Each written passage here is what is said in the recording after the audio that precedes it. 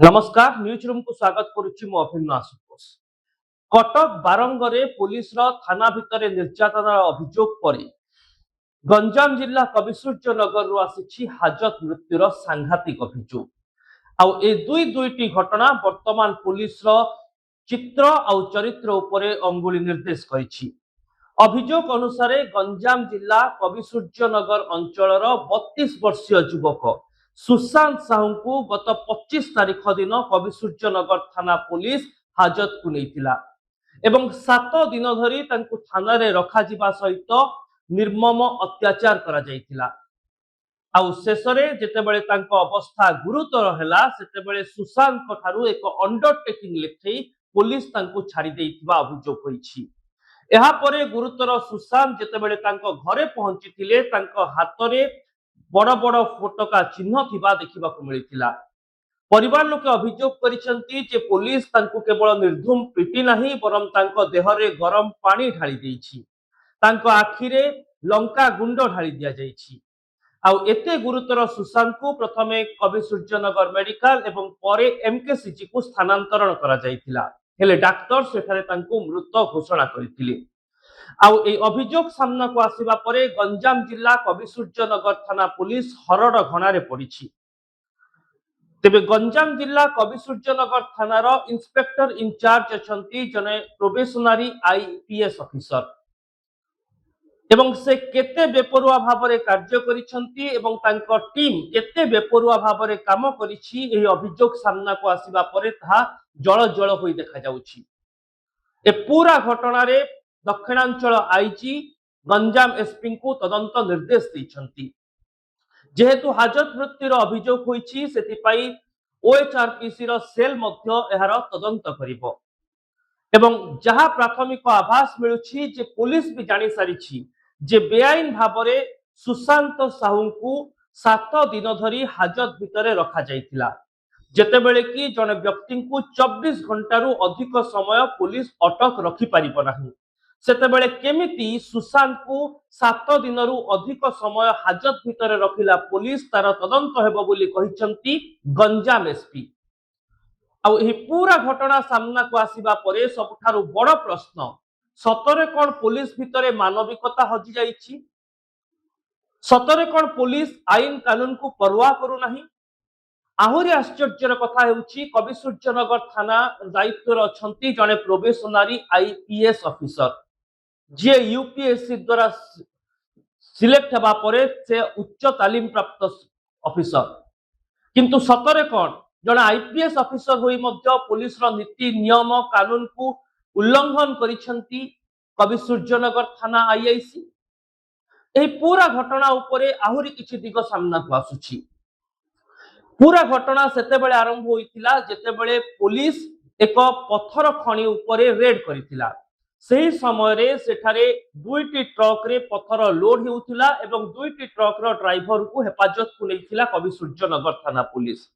तार भितरो जने ड्राइवर थिले सुशांत साहू, अन्य जने ड्राइवर को कोर्ट को फॉरवर्ड करा जाइथिबा बेले सुशांत को किंतु कोर्ट को चालान करि नथिला पुलिस एवं तांको हाजत भितरे रखि ही निर्मम भावे निर्यातना देइथिला। आउ शेषरे सुशांत कर मृत्यु होईछि।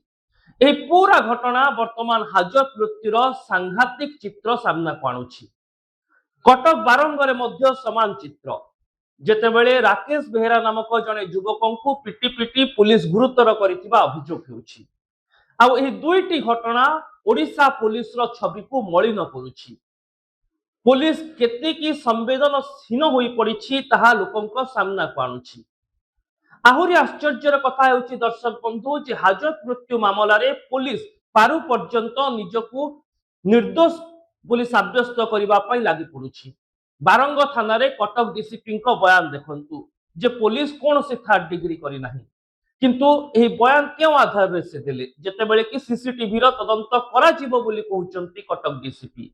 अर्थात केवल संपृक्त आईआईसी एवं थानार अन्य पुलिस कर्मचारी बयान को आधार करी कटक डीसीपी बयान देथिले।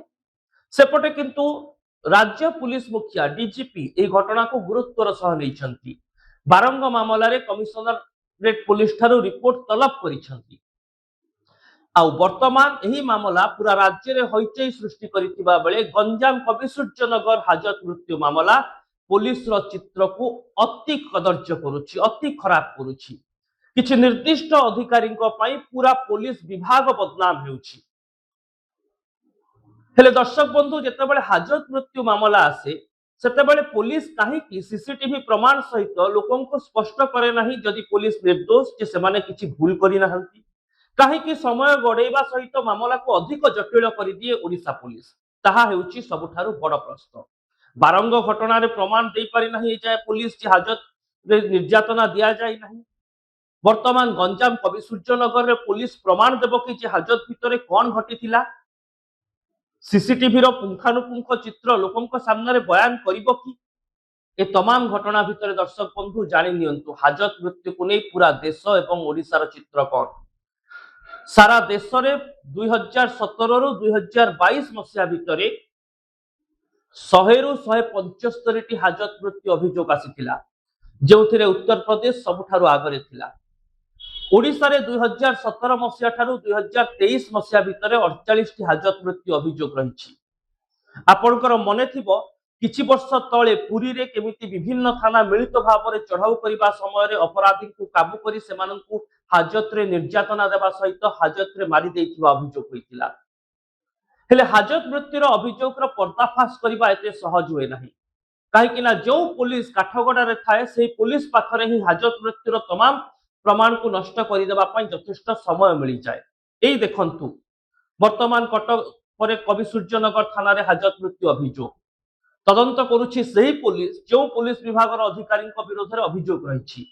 अभियोग पुणी जड़े प्रोबेशनरी आईपीएस को विरोध में एवं मानवाधिकार कमिशन टीम आसवा पूर्व जे सबु प्रमाण को पुलिस नष्ट कर दे पारे यह आशंका को एड़ाई दि जाई न पारे, जो अधिकांश हाजत मृत्यु मामलें कार्यानुष्ठान होबार नजीर यथेष्ट कम रही। अंततः ओडिशा रे निकट अतीत रे एभली कोनोसी मामला आमे देखि नाहु जो मामला रे पुलिस दोषी साब्यस्त होई जेल जाइछि। एथिरु प्रश्न उठिबा स्वाभाविक जे ओडिशा पुलिस केते संवेदनशील। किछि समय पूर्वरु बा कई दिन पूर्वरु पुलिस निष्क्रिय होई जाइथिबा अभियोग हेला, पुलिस एनकाउंटर मोड को आसिला, किंतु सतरे कोन उत्साह एते बळी गला जे पुलिस साधारण अभियुक्त माननकु हाजत रे पिटी पिटी मारी देबो। ये की प्रकार पुलिस व्यवस्था? राज्य सरकार एवं गृह विभाग ए दिगरे जत्नवान हेबे ना नहीं, ताहा हेउछि बड़ प्रश्न। ए रिपोर्ट उपर आपनकर मतामत देबा पई कमेंट बॉक्स रे निश्चित भाव रे मतामत लेखंतु। हम चैनल को न्यूज रूम को सोशल मीडिया रे सब्सक्राइब करंतु, ए वीडियो को लाइक और शेयर करंतु। रहुछि नमस्कार।